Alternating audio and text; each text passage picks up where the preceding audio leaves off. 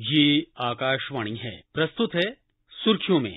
इसके अंतर्गत सुनिए गुजरात में विभिन्न विकास परियोजनाओं की शुरुआत पर चर्चा। इसमें भाग ले रहे हैं वरिष्ठ पत्रकार जपन पाठक और आकाशवाणी संवाददाता कमल कुमार प्रजापति। प्रधानमंत्री नरेंद्र मोदी 29 और 30 सितंबर को गुजरात के 2 दिन के दौरे पर हैं। इस दौरान वे 29,000 करोड़ रुपए की लागत से अनेक ढांचागत और विकास परियोजनाओं का शिलान्यास और उद्घाटन कर रहे हैं। प्रधानमंत्री ने आज 3,400 करोड़ रुपए से अधिक लागत के कई विकास परियोजनाओं का सूरत में लोकार्पण और शिलान्यास किया। इनमें महत्वाकांक्षी ड्रीम सिटी परियोजनाओं में विकास कार्य और सूरत में नए बायोडायवर्सिटी पार्क का उद्घाटन शामिल है और भी कई ढांचागत बुनियादी सुविधाओं का उन्होंने उद्घाटन किया। तो जपन जी, समझना चाहेंगे आपसे कि सूरत शहर को एक नई शक्ल देने के लिए इन परियोजनाओं का कितना महत्व है। कल जब सूरत म्युनिसिपल कॉर्पोरेशन ने हम पत्रकारों को ये भेजा आज किस किस चीजों का उद्घाटन और भूमि पूजन होने वाला है, तो 9 पेज का पीडीएफ था, 9 पेज का डॉक्यूमेंट था। यानी इतनी सारी योजनाएं और इसमें कोई सेक्टर करीब करीब बाकी नहीं है। जैसे डायमंड इंडस्ट्री है तो आप ये बिजनेस देख सकते हैं। ये चैनल जो दरिया में जाने वाली जो चैनल्स है उसको खाड़ी बोलते हैं गुजराती में, उन चैनल का रीमॉडलिंग और रिस्ट्रक्चरिंग का उसमें बात है। यहाँ का जो ब्रिज है, जो एक बहुत ही आइकॉनिक ब्रिज है सूरत का, तो उसके ऊपर पूरा लेसर लाइटिंग होगा, यानी थीम लाइटिंग होगा। जैसे आप दुबई के टावर पे देखते हैं कि अलग अलग प्रसंगों पे उस थीम का लाइटिंग होता है। हेरिटेज रिस्टोरेशन का कार्यक्रम है। एक नई इंस्टीट्यूट जो है इंफॉर्मेशन टेक्नोलॉजी की, उसका लोकार्पण का कार्यक्रम भी इसमें था। Integrated command and control centre Surat municipal corporation का, जहाँ भी कोई भी दुर्घटना हो, बाढ़ भी आ जाए, ट्रैफिक की समस्या हो, कचरे की गाड़ी की समस्या हो, सब जीपीएस से पूरा का ट्रैकिंग होगा। और न केवल ट्रैकिंग होगा लेकिन रिस्पांस भी वहां से वो लोग दे पाएंगे। जैसे पता चला कि इस जगह पे ट्रैफिक ज्यादा है तो ये रिस्पांस सेंटर में से ही पुलिस को मैसेज जाएगा कि अब यहाँ पे एक वाहन और दौड़ाइए, यहाँ पे ट्रैफिक जाम है। इस तरह से पूरा, जैसे फायर का हो, कैलेमिटी हो गया, कोई भी कैलेमिटी, इस तरह का पूरा एक कमांड सेंटर जो पूरा है, इसको नाम दिया urban observatory and emergency response centre, उसका है। बायोडायवर्सिटी पार्क है, काफी सारे प्रोजेक्ट्स है। अब भावनगर पर हम आते हैं। 5,200 करोड़ रुपए की कई विकास कार्यों की उन्होंने शुरुआत की। इनमें दुनिया का पहला सीएनजी टर्मिनल और ब्राउनफील्ड बंदरगाह कुछ प्रमुख परियोजनाएं हैं। तो हम आपसे समझना चाहेंगे कि ये परियोजनाएं किस तरह से मल्टी मोडल कनेक्टिविटी के लिहाज से महत्वपूर्ण परियोजनाएं हैं। जी देखिए, भावनगर अगर आप एक तरह से देखें तो वो टर्मिनस है, क्योंकि वो आखिरी कोना है, वहां से पास थ्रू होकर आप कहीं भी नहीं जा सकते। तो भावनगर के लिए ये कनेक्टिविटी उसके विकास के लिए काफी इंपॉर्टेंस रखती है। तो एक कनेक्टिविटी तो प्रधानमंत्री ने ही अपने पुरुषार्थ से ओखा और हजीरा की जो रोरो फेरी है, आज उसका टर्मिनल का भी सूरत में उद्घाटन प्रधानमंत्री ने किया, लोकार्पण किया। तो एक तो वो कनेक्टिविटी है। अब दूसरी जो आज आपने बात किया कि उसके दरिया के समंदर के मार्फत उसकी कनेक्टिविटी, तो ये पुराने जमाने में तो बहुत बड़ा समृद्ध पोर्ट हुआ करता था भावनगर। अब इसको एक सीएनजी पोर्ट, सर्वप्रथम सीएनजी पोर्ट होगा, उसके रूप में वहां विकास किया जाएगा। एक ग्रीनफील्ड प्रोजेक्ट नहीं है, ब्राउनफील्ड है, यानी कि वहां पे पहले पोर्ट भावनगर में एग्जिस्टिंग है लेकिन उसका कोई उतना अब समृद्धि नहीं है जितना वर्षों पहले था। तो वहां पे ये सीएनजी का पोर्ट बनेगा। इसके साथ साथ आज भावनगर में एसटी बस स्टेशन का भी लोकार्पण किया है। आप जानते ही है कि प्रधानमंत्री जैसे रेलवे स्टेशन में पूरा एक नया क्रांति लाने वाले हैं। एक रेलवे स्टेशन आम रेलवे स्टेशन ना हो लेकिन उसके साथ बहुत सारी और सुविधाएं हो, नए जमाने के, आधुनिक जमाने के। तो इस तरह एसटी बस स्टेशन को भी प्रधानमंत्री बस पोर्ट की तरह, गुजरात में काफी बस पोर्ट तो अब शुरू हो चुके हैं, उनपे काफी पे काम चालू है। तो भावनगर के एसटी बस स्टेशन का भी इनॉग्रेशन हुआ, रीजनल साइंस सेंटर का हुआ, कंटेनर मैन्युफैक्चरिंग का कॉन्कोर का जो केंद्र सरकार का अनुसंधान है उसका बहुत बड़ा एक ऑर्डर जहां के कुछ फर्म्स को मिला है भावनगर के। आप जानते ही है कि कंटेनर की कैसी कमी महसूस विश्व ने की, भारत ने भी की अभी कोविड के बाद के काल में, और चाइना पे पूरी डिपेंडेंसी है कंटेनर के मामले में। तो प्रधानमंत्री ने कहा कि विश्व आतुर है कि कोई डिपेंडेबल, भरोसा पात्र कोई सप्लायर मिले कंटेनर का। तो कॉन्कोर ने जो ऑर्डर दिया है, भावनगर में कंटेनर बनने वाले हैं आत्मनिर्भर भारत की भावना के साथ। तो प्रधानमंत्री ने कंटेनर मैन्युफैक्चरिंग का भी लॉन्चिंग किया।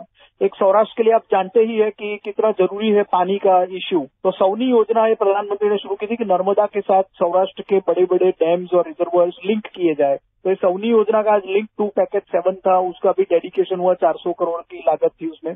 25 मेगावाट का सोलर प्रोजेक्ट है, उसका भी आज डेडिकेशन हुआ। कल अहमदाबाद में प्रधानमंत्री जिन परियोजनाओं का उद्घाटन करेंगे उनमें अहमदाबाद मेट्रो परियोजना के पहले चरण का उद्घाटन और गांधीनगर और मुंबई के बीच वंदे भारत एक्सप्रेस के नए और उन्नत वर्जन को भी हरी झंडी प्रधानमंत्री कल दिखाएंगे। तो यातायात के लिहाज से ये परियोजनाएं कैसे अहम हैं?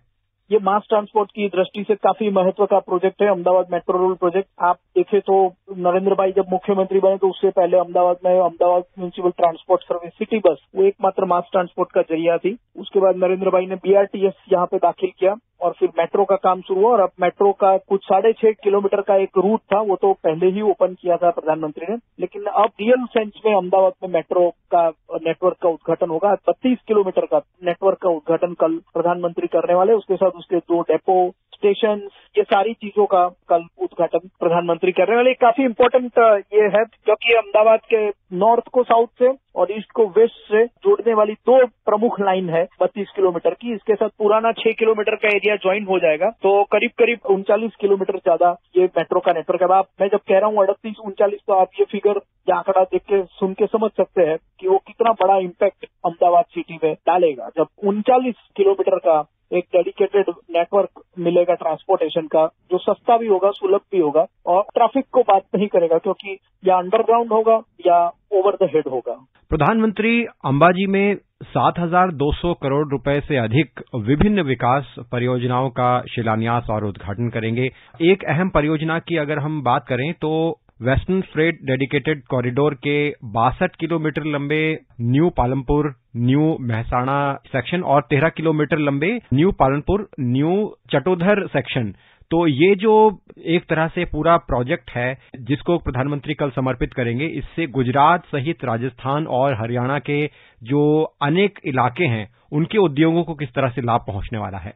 देखिए, आप जानते ही है कि गुजरात का जो बंदरगाह है, जो पोर्ट है, वहां से पूरे नॉर्थ इंडिया के हिंटरलैंड यानी कश्मीर ले लीजिए आप, दिल्ली, पंजाब, हरियाणा, राजस्थान, ये सारी जगहों पर जो माल की या उनको निर्यात करना होता है या बाहर से मंगवाना होता है, तो पूरा काम ये कंडला और मुंद्रा पोर्ट से होता है। यानी कि गुजरात की जो रेल कनेक्टिविटी है उसका इस तरह से काफी महत्व है उद्योगों के लिए, आयात निर्यात के लिए, भारत की पूरी इकोनॉमी के लिए और नॉर्थ इंडियन स्टेट्स के लिए।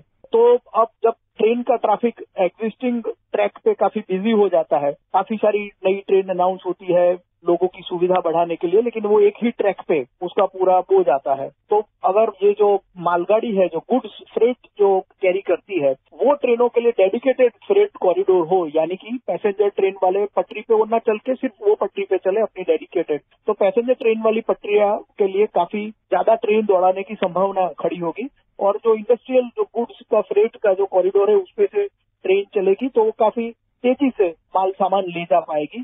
तो ये 2-3 कारणों से ये इसका काफी महत्व है। गुजरात एक इंडस्ट्रियल स्टेट है, नॉर्थ इंडिया को पूरा सर्व करता है, गेटवे है, तो इस हिसाब से यह सेक्शन काफी महत्व का है। 7,908 करोड़ के विकास कार्यों का लोकार्पण और भूमि पूजन प्रधानमंत्री बनासकाठा में, यानी जो अंबाजी है पिलग्रिम टाउन, जो बनासकाठा का महत्व का एक टाउन है, वहां पे करने वाले हैं। इसमें आवासों के खातमुहूर्त का भी काम है, ग्राम गृह निर्माण बोर्ड का। इसमें अंबाजी का बाईपास रोड का खातमुहूर्त भी है। देखिए, अंबाजी में बीच से अभी पूरा हाईवे का ट्रक बस सब जाता है और मंदिर वाले रास्ते से, तो बाईपास आ जाएगा तो अंबाजी में ट्रैफिक की समस्या सॉल्व हो जाएगी। वहाँ पे बड़ा मेला लगता है तो 15 लाख लोग, 20 लाख लोग जमा होते हैं, तो इस हिसाब से हाईवे अगर बाईपास हो गया तो काफी फायदा होगा। इसके साथ साथ ये पूरे एरिया नॉर्थ गुजरात का जो जिसमें ट्राइबल एरिया भी है, उसकी शक्ल बदल देने वाली, उसकी भाग्योदय करने वाली जो रेलवे लाइन है, जो नरेंद्र भाई की सरकार ने ही अप्रूव की, जो तारंगा हिल आबू की रेलवे लाइन है, उसका भी भूमि पूजन होगा।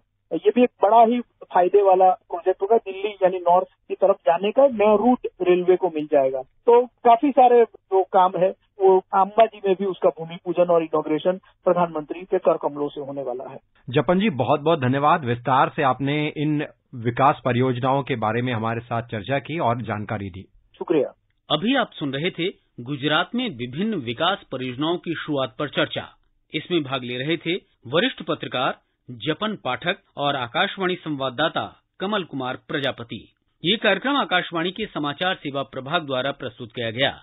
इसे आप हमारे mobile app news on AIR और YouTube channel news on AIR official पर भी सुन सकते हैं। इस कार्यक्रम के संबंध में अपनी प्रतिक्रिया आप हमें ईमेल कर सकते हैं। पता है airnsdtalks@gmail.com। ये कार्यक्रम फिर से सुनने के लिए लॉग ऑन करें हमारी वेबसाइट newsonair.nic.in।